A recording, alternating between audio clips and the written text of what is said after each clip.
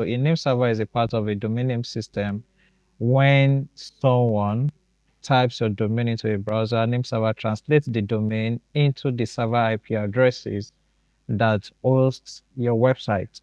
So example is when someone types your domain.com, the name server tells the browser, hey, the website files for this domain are stored at 123.45.67.89.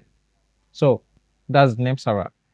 While a private name server is a custom branded name server that uses your domain name instead of your web hosting company. That is, instead of ns1.hostingcompany.com or ns2.hostingcompany.com, you use what we call ns1.yourdomain.com, ns2.yourdomain.com. So why you should use private name server? There are various reasons why you can actually use a private name server. Number one is branding and professionalism. Number two is white label solution. Number three is DNS control. That is, with private name server, you get better control over your DNS zone. You can tweak, manage, and troubleshoot DNS issues without going through a third party. Then customer trust. That is when clients see your name server, it reinforces your brand authority. They know they are dealing with a serious, organized service provider. Then scalability. Private name server make your infrastructure scalable. You understand? And as your business grows, you can integrate more services under your brand. So how to set up a private name server? First, you need to log in to your client's area.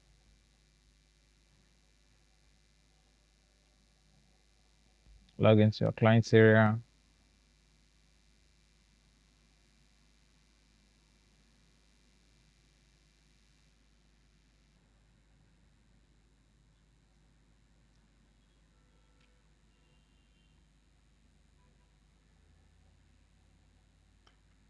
So use a domain, which is this. I'm going to use this as an example. That is this useubdata.com.ng. So let's check the whois record. Usesub, okay, it's already there. Useubdata.com.ng. So let's get the whois record. Okay, so as you can see, the whois record, the name server is cloud3.portals.com, cloud2.portals.com, cloud1.portals.com, and cloud4.portals.com. So now I will be, setting up a private name server on this to change it from this portals.com to the custom or private name server to the domain. So all you just have to do is go to the domain. That's my domain. Then click on manage name server.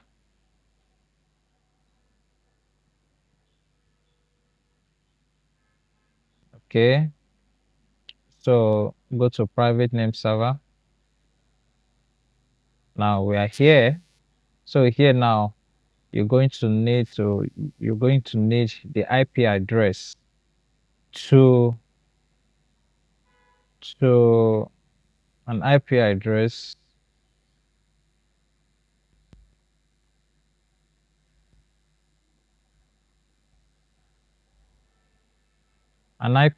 to this name servers. That is the IP address that is attached to this, the IP address that is attached to this, the IP address that is attached to it, to this, and the IP address that is attached to it. So usually on Cloud Morris, when you buy a product or when you buy any of our services, the server information will be sent to you to your email. So you can log into your email the moment you buy it. You see the IP addresses and everything there.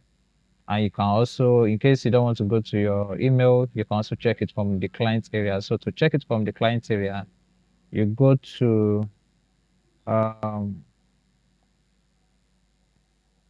to check it from the client area. Once you log into your client area, go to email history,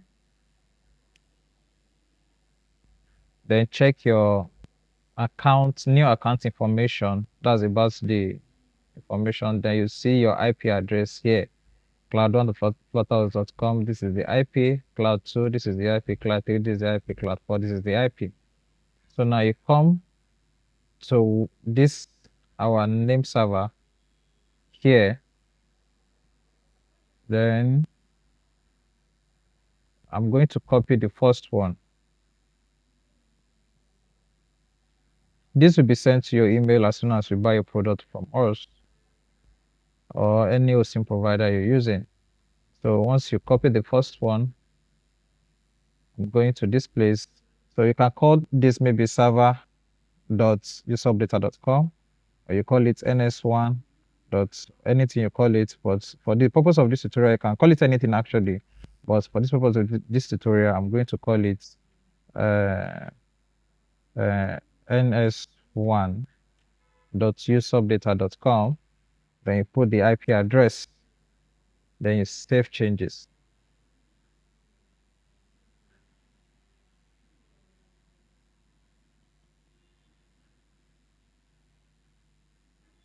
You see, name server was successfully registered. Now let's go to the next one, ns2. Then let's copy the second IP address.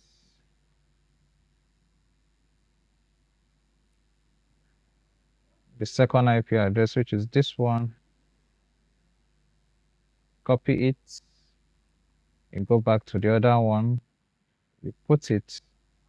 You save.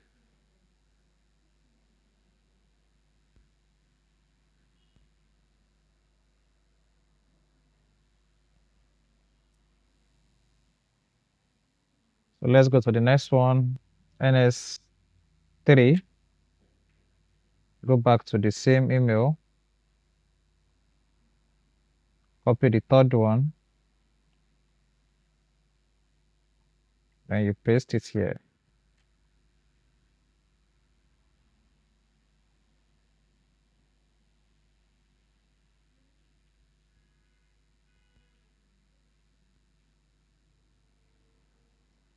ns4.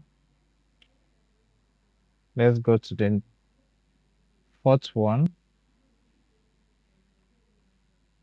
Copy it. Paste it here. So let's save it.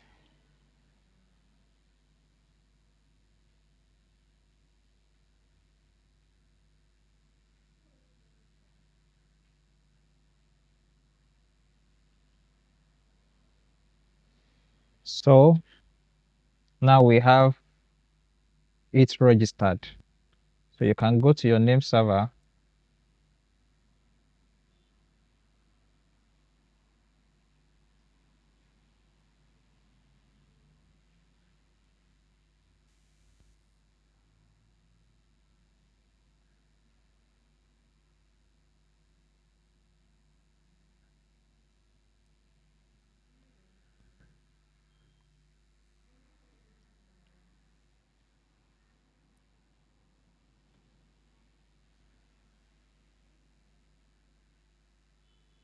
So now let's change this to ns1 dot control v, ns2 dot control v. That is, I've copied it, so I'm just pasting it there. Yeah. So I've copied the domain ns3 dot useupdata.com, ns4 dot useupdata.com. So you save it, or you change the name server or save changes depending on whatever is showing from your end.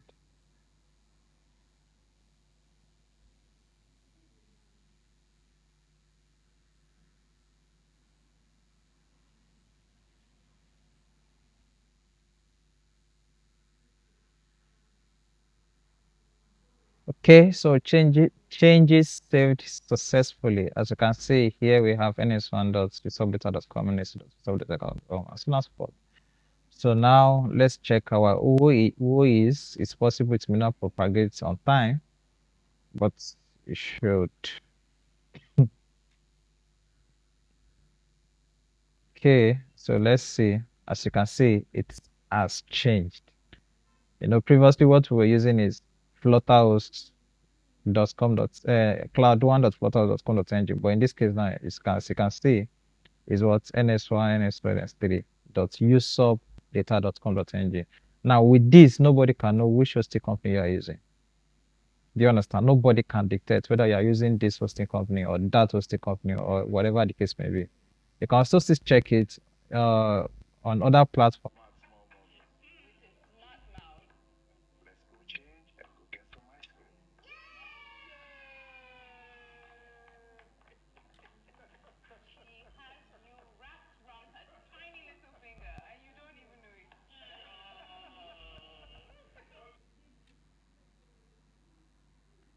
Yeah, as you can see, the name server is this. You see it, right? As you can see, the name server is this. That's changed. So name server is this. Name server is this. Name server is this. Name server is so NS1 to NS4. So I think we are good to go. We are good to go. So thank you very much, guys. I think that is all. So you can also visit the website. You'll see it's still working. Nothing has changed. Nothing changed. To stay your website to be work. As you can see, it's working fine. Everything is okay. So now what I want to say is thank you very much. So thank you guys. Thank you for watching. Thank you for please don't forget to subscribe so that you can get updates on uh any of our content and understanding everything about web hosting.